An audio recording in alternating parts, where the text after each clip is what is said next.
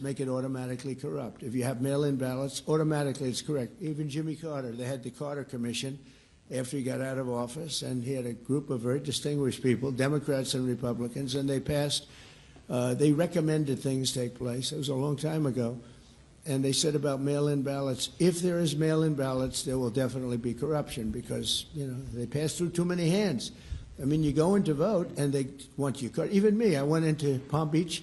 You go in to vote, they want your card, you're this, you're that. They say, I'm sorry to do this, sir, but I have to look at your identification. I said, that's all right. I love that. But, you know, you're really not going to get away with much. It was very, very professional, very good, the way it's supposed to be.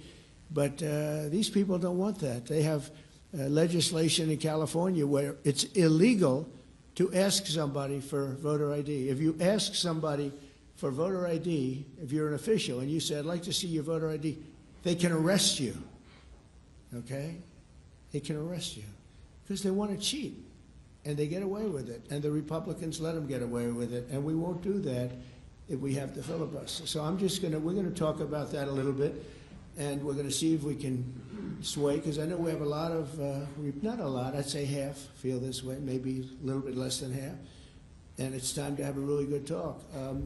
If I thought that they weren't going to pass the filibuster, I wouldn't even bring it up. They're going to pass it within the first hour. And if they take power, and it's more likely that they take power if we don't do it, because we're not going to be passing any legislation, not going to approve anything. We're going to go 3¼ years. There won't be one bill that we're going to pass. Because the easiest thing to pass is exactly right now what they won't pass. And they'll do that, and they'll wreak havoc. But let's assume they get it. They're doing it anyway, so it wouldn't matter. They're doing it anyway. And, you know, I have a case where I have great U.S. attorneys that can't be approved because of the blue slips. The blue slips, I think you should terminate blue slips, too. It's a mental termination because it's really a custom. But if you have a Democrat senator or two is bad, but it doesn't make any difference. If you have one senator writes a negative letter on some great U.S. attorney, we had it in Manhattan, Southern District. Jay Clayton, one of the most respected lawyers in the whole country, by far, one of the most respected, and couldn't get approved. The courts approved him. The courts couldn't believe it. They did it like instantly. He went to the best schools, got the best marks, top of his class, everything was perfect. I mean, he was led the perfect life. Went to Sullivan and Cromwell, almost immediately became the head of Sullivan and Cromwell, you know, the most prestigious law firm, I would say, in the country, just about, whether it's Sullivan or 2 or 3 I could name, but Sullivan, I would say, really, maybe #1. He was the head of Sullivan and Cromwell for like 20 years. He went to the SEC, was flawless. He did it for me. He was the SEC chairman. He was flawless. Then he went to Apollo, where he was the chairman of Apollo, and was flawless. Everything went good. The stock went through the roof and everything. I asked him to go to the Southern District. And he said, I'll do what you'd like to do, sir. He's a very high-quality person. But he couldn't get approval from Schumer. Schumer didn't approve him. The best student, the best schools, everything. He's like flawless. And the courts actually said, you're not approving Jay Clayton, right, Lindsey? You heard this. The courts actually interceded, and they approved him. But that's an unusual guy. We have other people that are really good, but people don't know how good. Top students, top colleges, and they're U.S. attorneys, and they won't be approved. They're not going to be approved. We have one in Los Angeles who's phenomenal.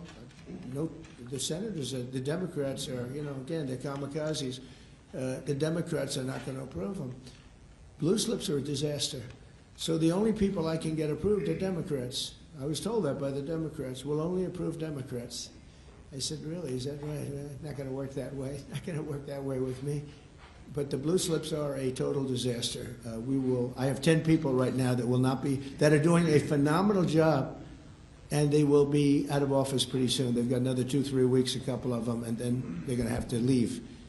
And it's actually a blight on their record because, you know, nobody knows why they left, but it looks like they served 8 weeks and then they had to leave. But they're not going to get the approval because the Democrat, radical left lunatic senators are saying you can't, we're not going to approve you. And if we're not going to approve you, I had actually one Republican who got 2 great letters, but it turned out that he was a rhino, but that was a nice term for him. Now, he got 2 letters. of approval. And when I said 2 Democrats approved them, I had to fire them because I figured if 2 Democrats approved them, they wrote the most beautiful letters. I found out, man, this is strange. And he was no good. I fired him. He was really not much of a Republican. The recommendation of that one wasn't such a good recommendation. Someday I'll tell you who recommended him, but it wasn't exactly the best. But when I saw when I saw the 2 senators from Virginia gave him glowing marks, Tim, I said, let me see this. I read the most beautiful letters I've ever seen. I said, I called him up. I said, sorry, you're fired. Get the hell out of here. And but it's a horrible thing. Blue slips is a horrible thing because I have the right to pick judges and I have the right to pick U.S. attorneys, and this takes away the right from me. And I think we're going to go to court on it, and we'll see what happens in court. But it gives the president, it takes away the right of the president to pick people to serve on the court and to serve as U.S. attorneys, which is very important. But the biggest thing is the filibuster. We have to get the country going.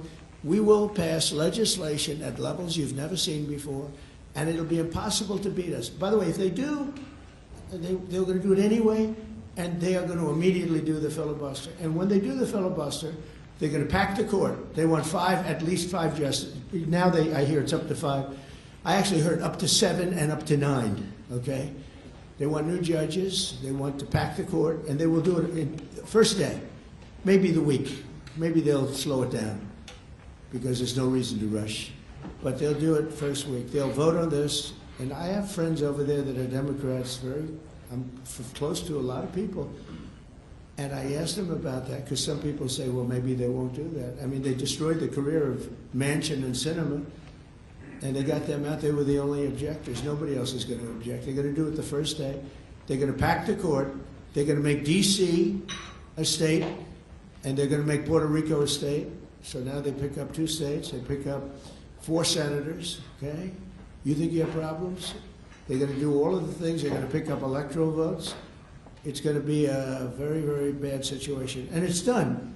It's done. As soon as they attain power. Now, if we do what I'm saying, they'll most likely never attain power because we will have passed every single thing that you can imagine that it's good and all good for the country. And there'll be no reason to. If we don't do that, people will say they're not doing much and they're in power. So the good news is we did the great, big, beautiful bill, and it's the greatest thing we could have done. And the smartest thing with John and our Speaker of the House, who's so good, Mike Johnson, we did all in one bill. If we didn't, John, it would be a problem because we would have gotten a small piece passed. A lot of people wanted to do that. A lot of people in the room wanted to do that. They went along with me and John and everybody, and we got this thing passed. Honestly, it's 4 years worth of goodies. No tax on tips, no tax on Social Security, no tax on, think of it, no tax on overtime. It's an unbelievable tax cut for the workers and for... All right, viewers, there, of course, you've just heard Donald Trump. He's speaking live from Washington, D.C. at the moment, reacting to the major Democratic sweep we've seen earlier in the day today. The New York City mayoral race, New Jersey gubernatorial election, Virginia gubernatorial election, and the California Prop 50 as well. They've all been swept by the Democrats over here. You can hear Trump calling for voter IDs to be mandatory. He's stated that mail-in ballots also have made the entire voting process corrupt. And he's pointed to legislation in California. He's claimed that it is illegal to ask someone for a voter ID card that could lead to arrest. In fact, all of this is taking place in the heels of a U.S. federal judge ruling that Trump's attempt to require documentary proof of citizenship for federal voter registration cannot be enforced due to